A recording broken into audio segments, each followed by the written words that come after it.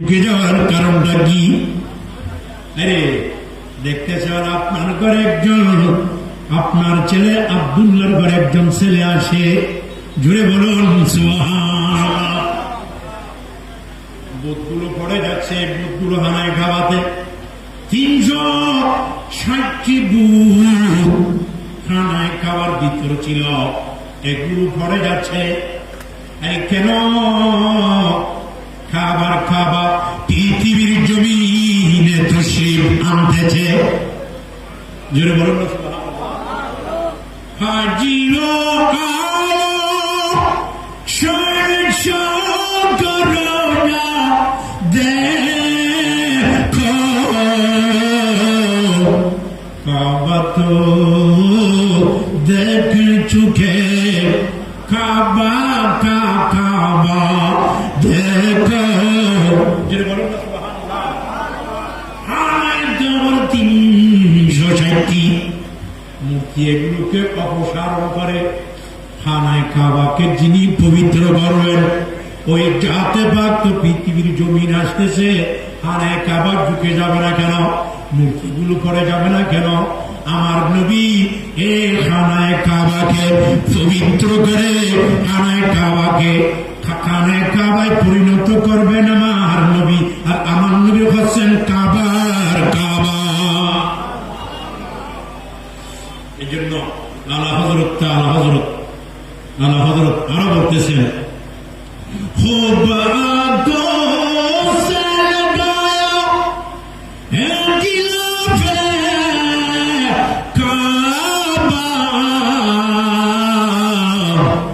খানায় কাবা তো লাগাই অনেকে দেখা যায় খানায় কাবাকে ধরে এইভাবে ধরে রয়েছে, চালা যায়নি, পুরুষ মহিলা ধরে রয়েছে এইভাবে যে খানায় কাবার গিলাফকে ঝুমকাচ্ছে, হাজার সবকে ঝুমকাচ্ছে। নালা বদল করতে কসরে মাহবুবকে পরদে, কসরে মাহবুবকে পরদে কাবি জলওয়া দেখো।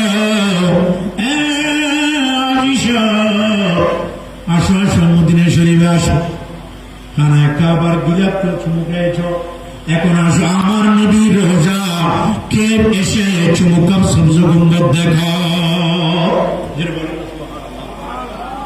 আমার প্যারা রাসূল সাল্লাল্লাহু তাআলা আলাইহি ওয়াসাল্লাম পৃথিবীর জমিনে আসার পরে হযরত হালিমাতুস সাদিয়া বলতেছেন, সেই সাদ গোত্র থেকে মহিলারা এসে যাদের বাবা ছিল মা ছিল, ওই সব পয়সাওয়ালা ছেলেদেরকে সবাইকে নিয়ে নিচ্ছে। এটা এতিম ছেলে বলে কেউ নেয় নাই, আমার স্বামী সহ আছে। আমার স্বামীকে বললাম, আমার স্বামী আজকে কোন শিশু ছাড়া আমার ঘরে ফিরে যাব না। সর্বশেষে যখন আমি আল্লাহর প্যারা মাহবুবকে যখন নেওয়ার জন্য হাত মুবারক প্রসারিত করলাম, আমার নবী মুচকি হাসি দিলেন। আমার নবী কি দিলেন? মুচকি হাসি দিলেন। যে মা হালিমাতুস সাদিয়া রাদিয়াল্লাহু তাআলা হাফেজের ইশারা করতেছে যে তুমি হলো ভাগ্যবান যে চিনে অন্যান্য মহিলারা যে আমি দুনো জগতের ইমামের পৃথিবীর জমিনে আসলাম। সুবহানাল্লাহ বলেন। হযরত হালিমাতুস সাদিয়া রাদিয়াল্লাহু তাআলা নিলেন, নেওয়ার পরে সর্বপ্রথম আমার নবীকে দুধ দিলেন, ডান দিকের দুধটা দিলেন, দেওয়ার পরে ডান দিকের দুধ খেলেন। আবার যখন ফিরে বাম দিকের দুধ দিচ্ছেন, তখন আমার নবী খাচ্ছে না, দুধ খাচ্ছে না। যে আমার নবী জানে মা হালিমাতুস সাদিয়ার আরেকজন ছেলে আব্দুল্লাহ আছে, আব্দুল্লাহর জন্য আমার নবী সে দুধটা রেখে দিলেন। বলুন না সুবহানাল্লাহ। কোথায় আমার নবী ইনসাফ করতেছে? কোথায়? মা হালিমার কোলের মধ্যে বাম দুধ খান নাই। আমার নবী বলতেছেন যে আমি যদি বাম দুধটাও যদি খেয়ে ফেলি, তাহলে আমার দুদু ভাই কি খাবে? বলবেন না। মা হালিমাতুস সাদিয়া রাদিয়াল্লাহু তাআলা আসার যেই হস্তের উপর আরোহণ করে এসেছিলেন, যে জামার উপর আরোহণ করে এসেছিলেন, আসার সময় আসতে পারতেছে না, দুর্বল ছিল, দুর্বল হওয়ার কারণে সেটা চলতেছে না। অন্যান্য মহিলারা সবাই আগে আগে এসে গেলেন মক্কার জমিনে, আর মা হালিমাতুস সাদিয়া পরে আসতেছেন। কিন্তু যাওয়ার সময় আমার নবীকে যখন সেই সাওয়ারের উপর তুললেন, মা হালিমাতুস সাদিয়া আগে আগে বললেন, এ মা হালিমা, তোমার ওই জন্তু কিসের জন্তু না যেটা দিয়ে তুমি এসেছিলে? বললেন, ওই জন্তু। আজকে এই শক্তিগুলো কোথায় থেকে আসলো? এগুলো তো অন্য কোনো কারণে নয়, এগুলো হয়তো হবে এই শিশুর বরকতে। আল্লাহু আকবার। মা হালিমাতুস সাদিয়া চলে গেলেন ঘরের মধ্যে। যাওয়ার পরে মা হালিমাতুস সাদিয়া রাদিয়াল্লাহু তাআলা আনহার সেই ছাগলগুলো, উটগুলো যেখানে সর ওখানে পেট ভরে খেয়ে আসে। ওরা বলে, তোমরা মা হালিমাতুস সাদিয়ার জন্তুগুলো যেখানে ছড়ায় তোমরা কেন সেখানে ছাড়াও না? আরে অন্য কোন কারণে নয়, এগুলো হচ্ছে আমার নবী রহমতুল লিল আলামিনের কারণে। আরো কেন বলুন না সুবহানাল্লাহ।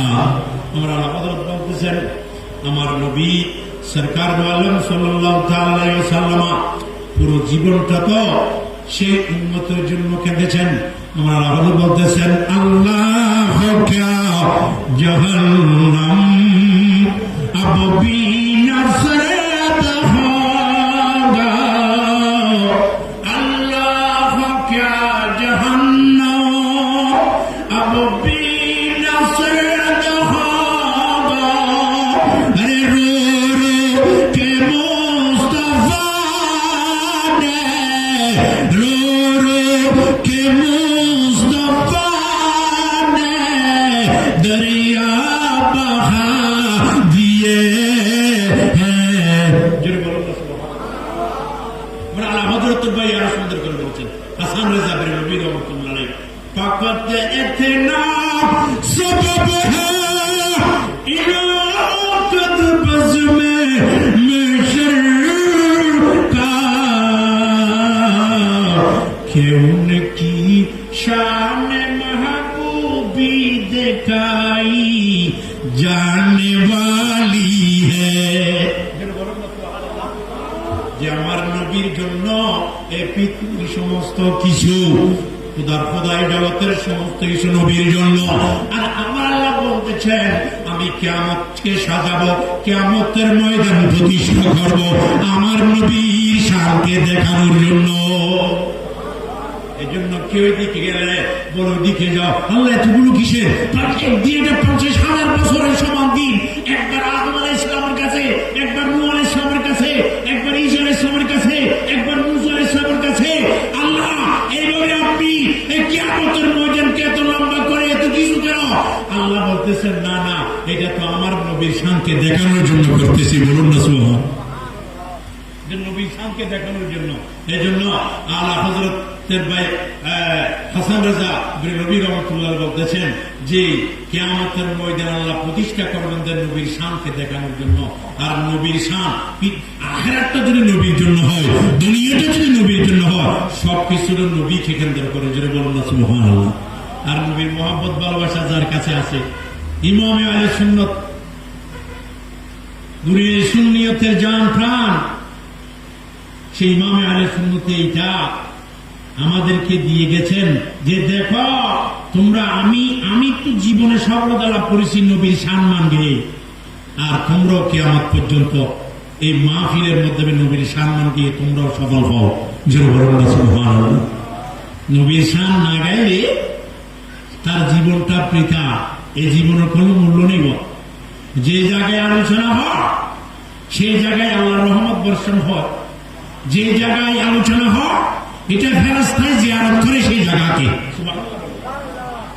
সেই জায়গাকে ফেরেশতারা কি করে জিয়ারত করে। আমার নবীর জিকির নয় শুধু, আমার নবী শুধু জিকির নয়, যেই ঘরে মুহাম্মদ নাম থাকবে, আমার নবীর নামে নাম থাকবে, সেই ঘরকে জিয়ারত করার জন্য আল্লাহ স্পেশাল ফেরেশতা দিয়ে রাখেন। স্পেশাল ফেরেশতা দিয়ে রাখেন। এই জন্য ইমামে আহলে সুন্নাত আমাদেরকে শিখাই দিয়েছেন আজকে ইমামে আহলে সুন্নাত দিয়েছেন, আজকে কিয়ামত পর্যন্ত ইমাম আহলে সুন্নাতের চর্চা হবে। সুবহানাল্লাহ বলেন না? যে জাতে পাকে কারণে আমরা এই মাহফিল পেয়েছি, যে জাত পুরো জীবনটাই সুন্নিয়তের জন্য কোরবান করে দিয়েছে, পুরো জীবনটাই, জীবনের সবকিছু, মাহফিল বলেন, শরীয়ত, তরিকত, মারেফত, হাকিকত, সমস্ত খেদমত, পুরো জীবনটা। হুজুর কেবলা রহমতুল্লাহ এইরকম হাজারো নজির আছে যে ঘরে এসে পকেটে কি দিয়েছে দেখে না, পকেটে কি দিয়েছে দেখে না, যে হাজারো মাহফিল টাকা ছাড়া করে এসেছেন, ঘরে এসে অনেকে কি দিয়েছেন, অনেকে মাহফিলের হাদিয়া দিয়েছেন ঘরে এসে। সুবহানাল্লাহ বলুন না? দেখেছেন জীবনে? আল্লাহ সেই ইমামের ছায়ায় আমাদেরকে মৃত্যু পর্যন্ত আমাদেরকে আল্লাহ দায়মার কায়েম রাখো, আমিন বলেন না সবাই? এইরকম দরবারে তুলনা নেই শরীয়ত তরিকতের, যে দরবারে কোন অনিসলামিক কোন বিষয় হয় না, এগুলো হচ্ছে এই দরবারে হাশমি আলী। আলহামদুলিল্লাহ বলে, যেখানে এলমের চর্চা হয়, এলমের আলোচনা হয়, শরীয়তের খেদমত হয়, তরিকতের খেদমত হয়, যারা দরবারের সাথে যুক্ত আছে তাদের থেকে নামাজ কাজা হতে পারে, আল্লাহর জিকির থেকে গাফিল হতে পারে, নবীর দরুদ থেকে গাফিল হতে পারে। আসো মাহফিল আছে, প্রতি মাসের মধ্যে মাহফিলের শেষে তুমি মাহফিল আসো, আর এক মাহফিল শেষ হওয়ার পরে আরেক মাহফিল, এভাবে যেন পুরো জীবনটাই যেন আল্লাহর জিকিরের মধ্যে আবাদ রেখেছে। জোরে বলুন না সুবহানাল্লাহ। এই জন্য আজকের এই মাহফিলের গুরুত্ব অনেক বেশি। এই মাহফিলের আল্লাহ এই মাহফিলকে কিয়ামত পর্যন্ত সাদাত রাখুক, এই মাহফিলকে কিয়ামত পর্যন্ত আবাদ রাখুক। জোরে বলুন না, আমিন বলেন না জোরে? সালাতুল্লাহ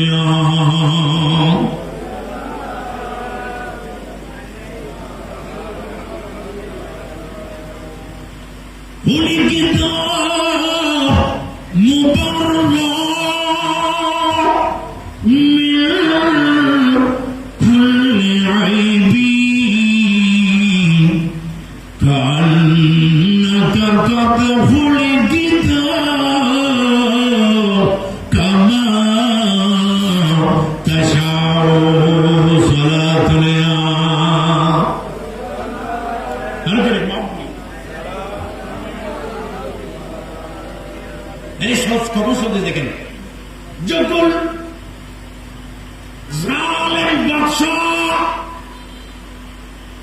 একথা খেয়াল রাখবেন, পুরো পৃথিবীকে শাসন করছে এইরকম বাদশাহ হচ্ছে চারজন, দুইজন মুসলমান আর দুইজন বেদিন কাফের। দুইজন মুসলমানের মধ্যে একজন সুলাইমান আলাইহিস সালাম আর একজন হযরত যুলকারনাইন রাদিয়াল্লাহু তাআলা। আর কাফের দুজন, একজন হচ্ছে নমরুদ আর একজন হচ্ছে বখতনসর। ওই বখতনসর স্বপ্ন দেখল, চারদিকে তার যত স্বপ্নের তাবির করে সবাইকে খবর দিল, সবাই আমার দরবারে আসো, আমার রাজপ্রাসাদে আসো। সবাইকে ডাকলেন, ডেকে বললেন, শুনো শুনো, এই স্বপ্নের তাবিরকারীরা, আমি স্বপ্ন দেখেছি, কিন্তু কি দেখেছি সেটাও বলবো না, আর সেটার তাবির কি হবে সেটাও বলতে হবে। তোমাদেরকে 3 দিনের সময় দিলাম, ওই 3 দিনের ভিতরে সেই স্বপ্ন কি এবং স্বপ্নের তাবির কি হবে সেটা আমি বাদশাকে বলতে হবে। ঠিক আছে, আমরা বলবো না আপনাকে, অসুবিধা নেই, আমরা আপনাকে বলবো, কিন্তু স্বপ্ন কি বলেন না, না এটাও বলবো না, স্বপ্ন কি এটাও বলতে হবে, আর এটা তাবিরও বলতে হবে, না তোমাদেরকে শেষ করে দেব। সবাই প্রেমারে যান। সেই নবী, সেই যুগের নবী ছিল হযরত দানিয়েল আলাইহিস সালাম।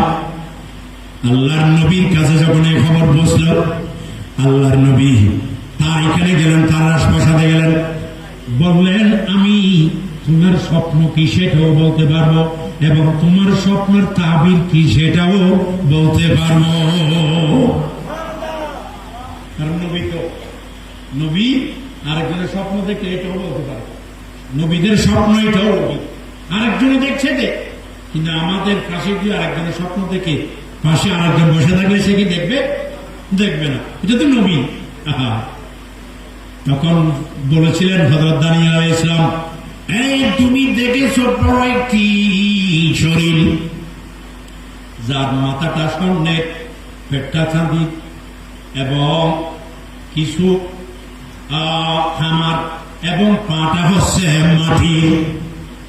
হ্যাঁ, এবং দেখার পরে তুমি দেখেছ আসমান থেকে একটি পাথর পরে সেটাকে জর্রা জর্রা করে দিয়েছে, বালুর মতো করে দিয়ে ধ্বংস করে দিয়েছে।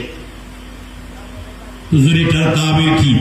বললেন সেটার তাবির হচ্ছে একজন নবী আসবে, আরবের জমিনে একজন নবীর আগমন হবে। সেই নবী আসার পরে পৃথিবীতে যত কাফের মুনাফিক যত খারাপ আছে সব ধ্বংস হয়ে একমাত্র আল্লাহর ইবাদত পৃথিবীর মধ্যে প্রতিষ্ঠিত হবে। এটাই তুমি দেখছো, পৃথিবীতে এটা প্রতিষ্ঠিত হবে। মুমিন সেই নবীর আলোচনা কখন চলছে দেখেন, কোথায় চলতেছে। সরকারে দু আলম নূরে মুজাসসাম সাল্লাল্লাহু তাআলা আলাইহি ওয়াসাল্লাম পৃথিবীর জমিনে আসার সাথে সাথে আবু লাহাবের একজন বাঁধি ছিল যার নাম সোয়াইবা আবু লাহাবকে তাড়াতাড়ি নিজের মুনিকে কি দিল, খবর দিল, বাইরে করে একজন ছেলে হয়েছে। এই সুসংবাদ দেওয়ার জন্য, এই সুসংবাদ পৌঁছানোর জন্য আবু লাহাবের কাছে গেল, বলল আপনার ভাই আব্দুল্লাহর ঘরে একজন সন্তান হয়েছে। আবু লাহাব কাফের হওয়ার পরেও সে খুশি হয়ে তার বাঁধি সোয়াইবাকে আযাব করে দিল। জোরে বলুন সুবহানাল্লাহ। আর মৃত্যুর পরে হযরতে আব্বাস রাদিয়াল্লাহু তাআলা স্বপ্ন দেখতেছে, হে আবু লাহাব তোমার অবস্থা কি? বললেন আমার অবস্থা আসার পর থেকে আমার অবস্থা ভালো নয়, কিন্তু যতক্ষণ ওই সোমবার যেদিন আমার ভাতিজা পৃথিবীর জমিনে গিয়েছিল সেই দিন আমি আমার বাঁধি সোয়াইবাকে আযাব করার কারণে আল্লাহ আমার আযাবকে হালকা করে দেয়। জোরে বলুন না সুবহানাল্লাহ। আল্লাহ আমাদের সবাইকে মাহফিলে শেষ পর্যন্ত থাকার সবাইকে তৌফিক দান করুন, আমিন বলেন। এবং মাহফিল আল্লাহ সবাইকে মাহফিলে আসার বসার শোনার সব কিছুর সওয়াব আল্লাহ সবাইকে দান করুক এবং দরবারের সাথে সবসময় সম্পৃক্ত থাকার তৌফিক দান করুক। ওয়া আখিরু দাওয়ানা আলহামদুলিল্লাহি রাব্বিল আলামিন। আসসালামু আলাইকুম ওয়া রাহমাতুল্লাহি তাআলা ওয়া বারাকাতুহু।